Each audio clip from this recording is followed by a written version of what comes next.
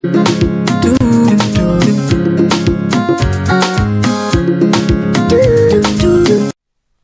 الله الرحمن الرحيم. السلام عليكم ورحمة الله وبركاته. وشبكة دينية عالمية هايد أخبال.com. waxaan hore usii wadanaynaa casharadeenii ku saabsanaa editinka Superlink Power Director 15. marka hore tuuji Superlink Power Director 15 kadib fuulkii. casharkeen maantana wuxuu ku saabsan yahay editing. haddaba editingkii sidee baa loo bilaabayaa, halkii laga bilaabayaa, maxaase lagu bilaabayaa? waxaan soo aragnay sida loo furo iyo sida library-ga loo soo dhigo.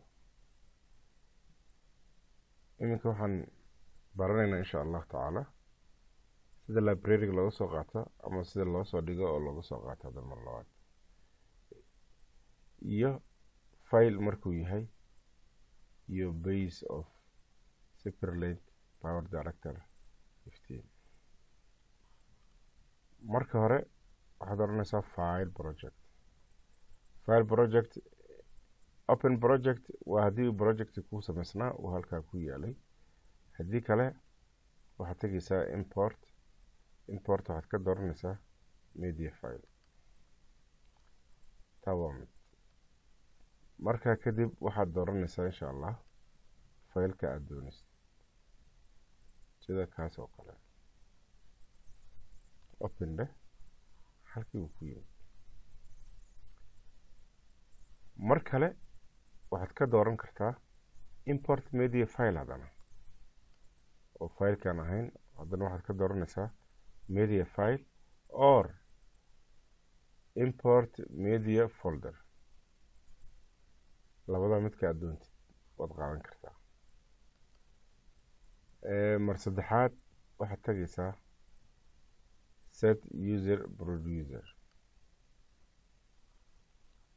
producerkii qaybtii editingkii tag. haddii overlay uu yahay, hadduu timeline yahay, iyo wixii alla wuxuu yahay, intaa oo dhan waa macluumaad ku saabsan editingkii. image fileskii, titlekii, maxaan ku rahaa transitionkii, effectkii, keyboard iyo wixii la mid ah, waxaasoo dhan waad ka qaadan kartaa. haddii kale file baad tagaysaa. fileka aad tagaysidna waxaad dooranaysaa import folder oo export folder. capture oo aad sawir ka samaysan kartid. producer oo aad wixii aad dabacsan tahay ee aad video maxaan ku rahdaa sawir ahaan aad u samaysan karto, iyo 2D 3D intii aad doontid. tani iyadana gaar baan ugu soo noqon doonaa.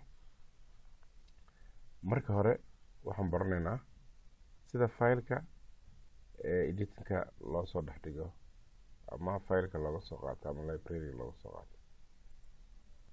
waxaan sameynaynaa marka maanta kaliya waxaan baranaynaa sida editingka loogu sameeyo drag and drop de.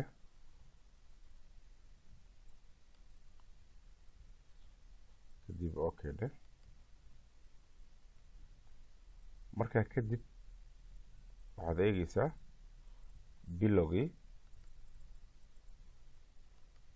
السلام عليكم ورحمة. okay, markuu sidaas oo kale yahay waxaad ka garan kartaa halkaasi in uu qalad badan ku jiro. sidaa darteed waa inaad qaladka marka hore ka saartaa. intaa dib ugu celi. haddaba markaad dib u celisid waxaa loo baahan in la jaro. maxaase lagu jaraya? ma qastaa ma split ba? splitkar ku jirana. intaa waa ziyaado. iska tuurayna. remove and leave grab. halkaasaa usoo jiid, soo bilow. السلام عليكم ورحمة الله وبركاته. كلنتي وعن وناكسن خياري إبلهان تيدا مركز دافها الدنيا كتشوتين وبرنامج كيني عاوز لها قبل waxaana ku soo qaadan doonaa alaaba heese aad macaan heese idinkaali geliya markastana waxaan diyaar u nahay inaanu suugaanta asxaabtiina idinku haqabtino kuna soo dhawaada heestan aan idinku daafuri doono barnaamijkeegan waxa weeyaan hees xidig la yiraahdo waxaana qaadaysa fanaanad aad loo wada jecel yahay Aamina Ciise midhaha waxaa sameeyay abwaan midhaha waxaa sameeyay halkaa ku joog kadibna waxaad tiraahdaa split in yaroo qurankaan ka eegeyna insha allahu tacaala waxaasoo dhan markaas kasoo tag iyadii oo lasoo wadwaday haddana waxaad eegtaa halka kale uu ka bilaabmay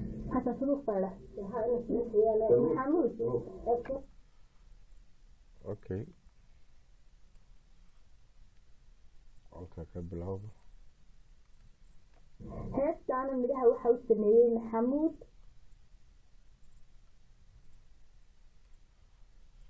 okay halkaad joogso spread horta bal inta dhaxda iska tuuro markaa hadallada sida isu leeyihiin isu raacay remove the soo jiidka siyaabo kale looga baxo marka dambe aan arki doona insha allah waxaad eegtaa marka hadallada isku midka ah midhaha waxaa sameeyay abwaan marka labada miro waxa ku jira miraha waxaa sameeyay labada ku jirta mid un ka qaado isna split ama laba qaybi iska tuur kadibna isku soo dhaweey eeg marka fanaanad aad loo wada jecel yahay Aamina Ciise heestan midhaha waxa uu sameeyay Maxamuud Xasan Sunuuf intaa way naga filan marka mid walbaba sidaas ayaad ku sii wadi doontaa insha Allah taala waana casharkeeni maanta ee ku saabsanaa qaybtii editingka qaybtiisii koowaad ee bilowga ahayd ama basicalka ahayd halkaa ayaan ku joojinaynaa waan jiran maxamed cabdullaahi maadiyo idin leh fi amaanillah